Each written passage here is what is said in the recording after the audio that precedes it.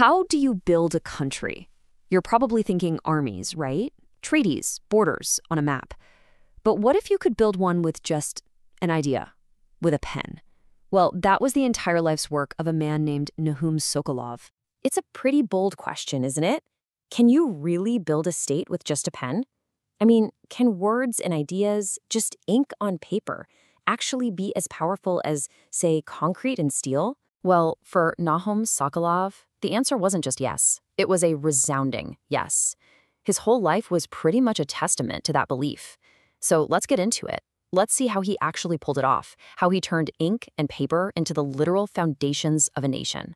Okay, so first up, the architect of words. And that's really the best way to think about him, not as some traditional politician, but as an architect. And his building materials? They were language and communication. So who was this guy?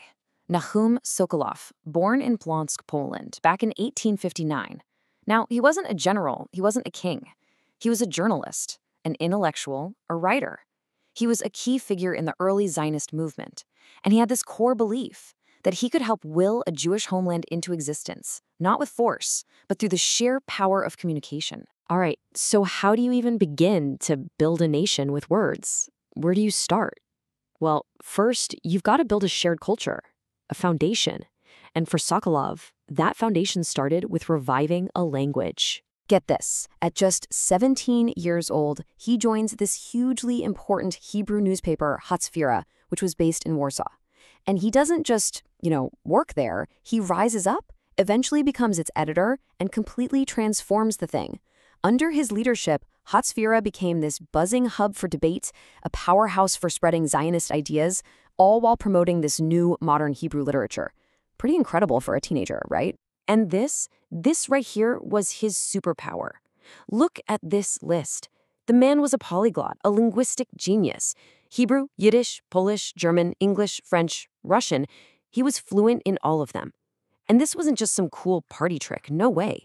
This made him a human bridge. He could connect all these different Jewish communities across Europe. And, maybe most importantly, he could talk to world leaders in their own languages. A total game changer. But Sokolov wasn't just going to stay behind an editor's desk.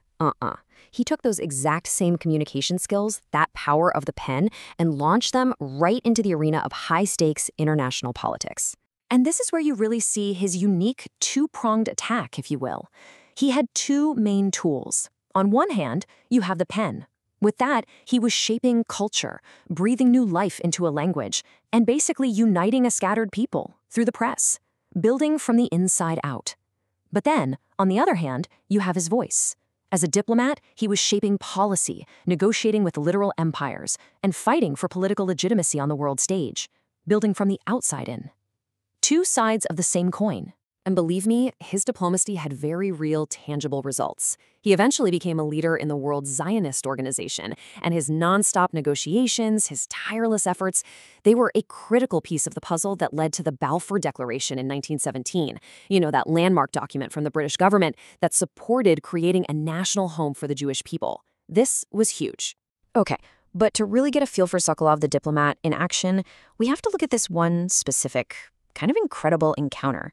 It really shows his mastery of the craft. So the mission was simple, but incredibly hard. Gain legitimacy on the world stage. It's 1917. World War I is raging. And for the Zionist movement, getting recognized by the major powers, well, it wasn't just important. It was everything. It was survival. And so Sokolov manages to secure a meeting at the Vatican. Think about that for a second. This was not easy. The relationship between the Catholic Church and the Zionist movement was, let's just say, complex. So the stakes for this single conversation were through the roof. So how did he handle it? What was his method? He didn't march in there with a list of demands. Nope. He came with dialogue. He engaged Pope Benedict XV in this incredibly respectful, deeply learned conversation, talking about history, about faith, about the future. He used his intellect not as a weapon, but as an invitation to understand. A total masterclass in diplomacy.